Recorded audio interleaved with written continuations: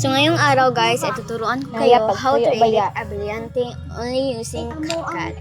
First thing you do is mag-video ka na para may lumabas na Brillante. Second is go to CapCut, a new video, at tap yung video na Dili i-add mag-away. mo. Tapos parang ganito parang ganito. And add.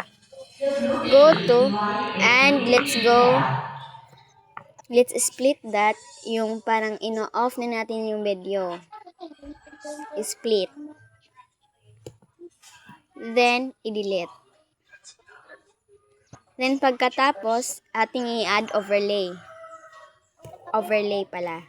Sorry. I-split pa lang natin yan. And overlay. Add overlay.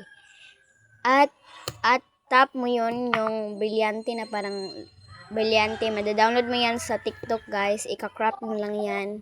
At i-cut yung ending. Go.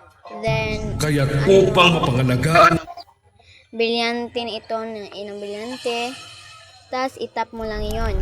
Pagkatapos, ay i-add mo yun. Yun. Go to splice. Let's go to filter.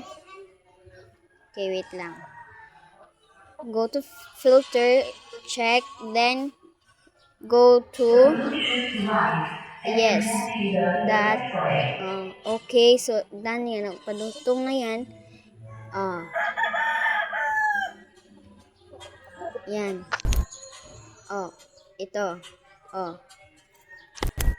Sundin nyo lang guys yung ginawa ko. Pinugtong ko lang yan sa aking kamay para maging totoo.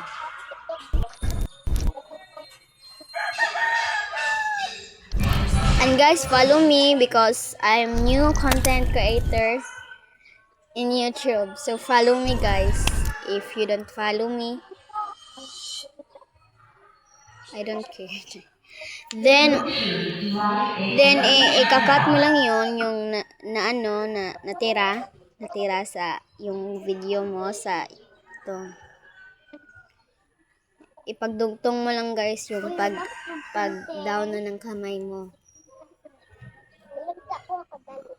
Like and share ha. Pagkatapos, yun na. Wala na ni gamit kuya po. Ano pa? Filter. Ibababa mo yan upang iyon ay parang maglalaho. Parang ganito. Diba? Done.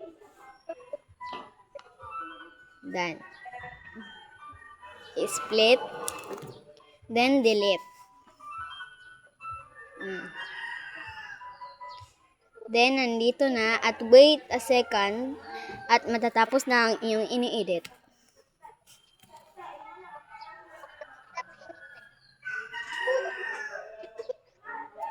Done.